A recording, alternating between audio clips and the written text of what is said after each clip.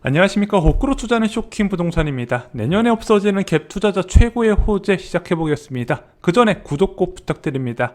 자, 최근 정부의 잇따른 부동산 과열 경고에도 시장은 비웃습니다. 기재부부터 한국은행, 금융위원회까지 나서서 부동산 과열과 거품 붕괴 경고를 하고 있거든요. 그런데 시장에서 그냥 비웃고 있습니다. 왜? 정부 말 들으면 바보 된다, 이런 소문이 지금 돌고 있죠. 워낙 장기간 주택가격이 올라왔기 때문에 이제 하락에 대한 기대감이 일말도 남아있지 않은 상황입니다. 그런데 왜 장기간 올랐는지를 봐야 된다는 거죠. 무조건 정부 말 반대로 하면 이득 본다가 아니라 왜 올랐는지를 봐야 앞으로 계속 오를 것인지 볼 수 있다는 부분이죠. 자, 서울 중소형 아파트값 추이 보면요, 2019년 하반기부터 크게 올라가는 걸 알 수가 있습니다. 또한 2020년 하반기도 또 급등세가 나타나게 돼요. 자, 이 급등세가 현재까지도 이어지는 모습이죠. 자, 그러면은 이 시기에 어떤 일이 있었길래 아파트 가격이 올라갔냐? 2019년 미중 무역 전쟁에 따른 경제 침체에 대응하기 위해서 두 차례 기준금리를 인하를 해요. 그래서 2019년 하반기에 이게 진행이 됩니다. 1.75%에서 1.25%로 낮아지게 되는데, 이게 단순하게 기준금리 두 차례 낮춘 거에 의미 이상의 영향이 있었어요. 왜? 긴축을 생각하는 사람들 머릿속에서 다시 저금리의 귀환을 의미했으니까 당연히 부동산 시장에 자금이 쏠릴 수밖에 없었죠. 또한 2020년 코로나19 대응에 따른 경제 침체 두 차례 금리 인하가 진행이 됐는데 0.5% 기준금리가 됐습니다. 예금금리가 0.8%밖에 안 돼요. 한국은행에서 대놓고 자산 투자라고 부추긴 꼴이 됩니다. 부동산 가격이 폭등을 하기 시작합니다. 자, 이런 두 차례 과정을 거쳐서 부동산의 가격이 급등했기 때문에 사람들이 자꾸 다른 쪽에서 원인을 찾지만 결국에는 자산 시장은 금리를 빼고 나서 이야기를 할 수가 없는 부분입니다. 자, 그럼에도 불구하고 이런 주택가격 지속적인 상승에 대한 기대감, 심리를 바꾸는 데는 오랜 시간이 소요될 수밖에 없다는 겁니다. 금리나 공급 측면에서 큰 변화가 장기적으로 이어져야 된다는 거죠. 그래서 하루아침에 부동산 폭락, 이런 일은 일어나지 않습니다. 자, 현재 한국은행에서는 기준금리 인상 신호를 강하게 어필하고 있습니다. 6월 25일 날 아예 연내 금리 인상 가능성을 못 박아버렸죠. 자, 그런데 이주환 은행 총재가 경기 과열에 대한 긴축이 아닌 코로나19 긴급조치에 대한 정상을 언급했어요. 그 의미는 즉 1.25%까지 빠르게 올린다는 얘기입니다. 세 차례까지는 그냥 쭉쭉쭉쭉 올린다는 얘기예요. 문제는 두 번의 경제 위기로 인해서 기준금리 수준이 너무 낮다는 겁니다. 그래서 코로나19 대응을 위한 긴급 조치를 원상복귀시켜도 여전히 저금리라는 상황이에요. 1.25% 기준금리 때려봤자 1년 정기예금금리 1% 중후반밖에 안 나온다는 거죠. 자, 이 정도 예금금리로는요, 부동산 시장에서 예금으로 자금 이동이 쉽지가 않다는 겁니다. 한마디로 부동산 시장의 묻지마 투자, 계속해서 신고가 행진을 이어가는 부동산 시장에 제한을 걸 수는 있겠지만 하락으로 이끌 정도의 금리는 아니라는 거죠. 자, 쉽게 설명을 드리겠습니다. 잠실 S라 아파트 전용 84제곱미터 국평이 24억 3천만 원입니다. 이거 사람들이 왜 안 팔까요? 팔아봤자 은행 1년 정기예금 넣어봤자 1,400만 원밖에 안 나오거든요. 자, 그래서 기준금리가 1.25% 올라가면 1년 정기예금 금리 3,300만 원까지 나와요. 그런데 월로 치면 250만 원 정도 되잖아요. 저이자 받으려고 집을 팔긴 좀 애매하단 말이죠. 1주택자도 그렇고 투자자도 그래요. 애매한 금리란 말입니다. 그래서 적어도 기준금리가 1.75에서 2%까지 올라가서 1년 정기예금 금리가 2.3% 나와야 한 4,750만 원, 월 한 400만 원씩 가져갈 수 있잖아요. 그러면 팔만 하다는 겁니다. 그래서 이 1.25% 기준금리가 되다 하더라도 이 부동산에 있던 자금이 일시에 예금으로 옮겨가는 게 아니라 이 정도 금리 수준은 되어야 예금으로 빠르게 자금이 옮겨가면서 매도 물량도 늘어나고 수요도 감소한다는 겁니다. 자, 하지만 1.25%를 넘는 기준금리 인상은 긴축에 해당이 됩니다. 이 긴축이 뭐죠? 경기 과열을 억제하기 위해서 중앙은행 중심으로 실시하는 일련의 정책입니다. 보통 경기 과열에 따른 결과는 물가 급등으로 나타난다. 그래서 한마디로 1.25% 기준금리가 넘으려면은요, 물가가 지속적으로 2% 넘는 수준이 나와야 된다는 거죠. 결국 부동산 시장에서 유동성을 흡수하는 1.25% 초과하는 금리 인상은 2022년 하반기 이후에 물가가 결정을 한다는 겁니다. 그런데 내년 이맘때 물가 알 수 있을까요? 솔직히 예측 불가의 영역입니다. 자, 현재 한국은행에서는 내년 물가 전망을 굉장히 낮게 예측을 했습니다. 내년 물가 전망 1.4% 잡았어요. 올해 한 1.8% 되고 내년에 1.4%네. 그런데 이 정도 물가밖에 안 되잖아요. 그럼 1.25%를 초과하는 긴축은 어렵다고 보셔야 돼요. 제가 말씀드렸잖아요. 긴축에는 조건이 있어야 된다. GDP 3% 정도 상승세가 나와야 되고 CPI 2% 전후의 상승세가 동시에 동반이 돼야 되는데 1.4%면 금리 인상의 설득력이 떨어져요. 물론 한국은행에서는 내년에 유가가 많이 하락할 거라고 전망을 했기 때문에 이런 전망치를 내놓은 것 같긴 해요. 그런데 내년 물가 전망을 바꾼 중요한 변화가 발표가 됐습니다. 7월 2일 날 금요일 날 2020년 기준 소비자 물가지수 개편 실시란 보도자료가 나왔어요. 이게 뭐다?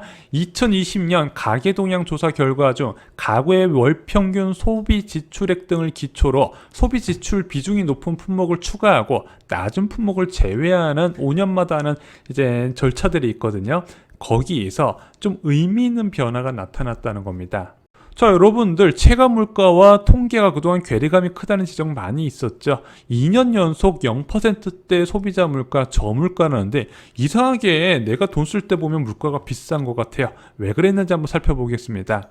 자, 이번 달 통계 발표 내용 살펴보겠습니다. 6월 소비자 동향 물가 보면요. 서비스 품목이 1.6% 전년 동기 대비 상승한 거로 돼 있는데 고등학교 납입금이 마이너스 100%가 돼 있고 학교 급식비가 마이너스 100%가 돼 있습니다. 왜 그럴까요?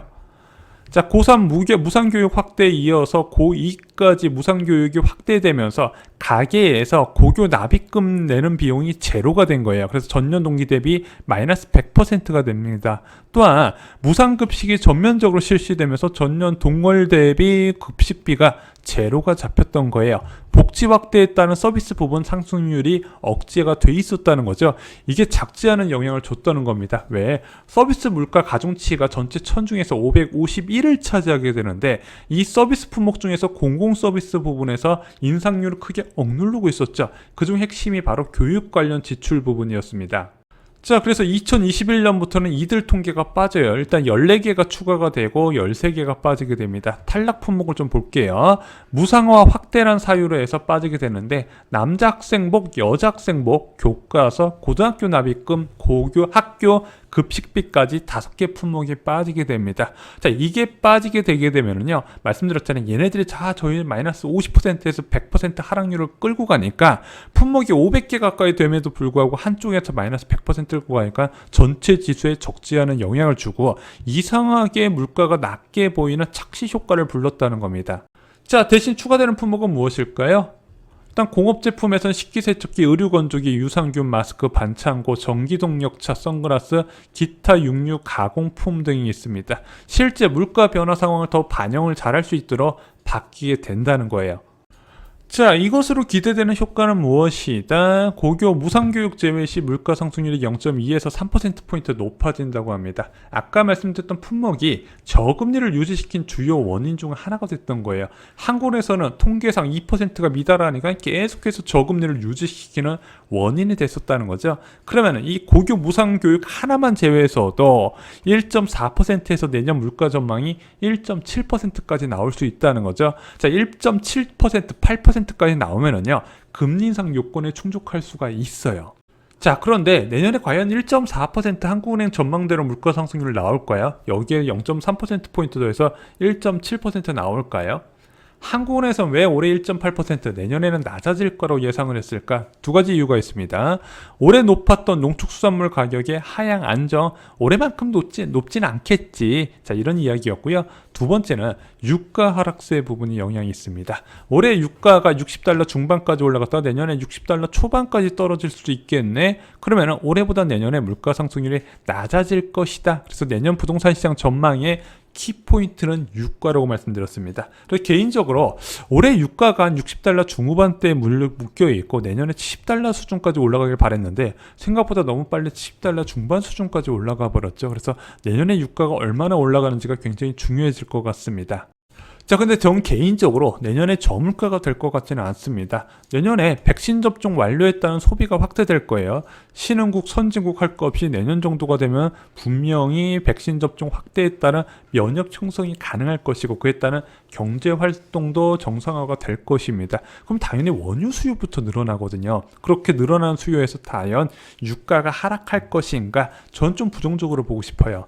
또 하나, 이 물가, 인플레이션이 무서운 게요. 한번 인플레이션이 생기면 걷잡을 수가 없는 부분이 있습니다. 왜냐? 예를 들어 보겠습니다. 2020년 12월에 원자재 가격 급등이 1차로 시작됐어요. 그리고 올해 5월 정도에 2차 급등이 있었죠. 자, 이 원자재 가격이 급등한 게 올해 2021년 공산품 가격 급등으로 이어지고 있습니다. 지금 식품 가격부터 계속 올라가고 있죠. 가공식품부터. 왜? 원자재 가격이 올라가니까 계속해서 공산품 인상으로 올해 내내 인상으로 이어지게 될 겁니다. 자, 그럼 공산품 가격이 어디로 이어지게 되냐? 결국에는 서비스 요금 확대로 이어진다는 부분입니다. 그래서 내년에 서비스 요금 확대가 나타나게 되는데, 아까 말씀드렸다시피 전체 가중치에서 555를 차지하는 게 서비스 부분이에요. 근데 소비가 확대되고요. 아까 말씀드렸던 공공 서비스 요금 인상 부분과 통계 개편 부분이 동시에 반영되기 때문에 제가 볼 때는 1.4%의 저물가는 절대 아닐 거라고 생각을 하고 있습니다.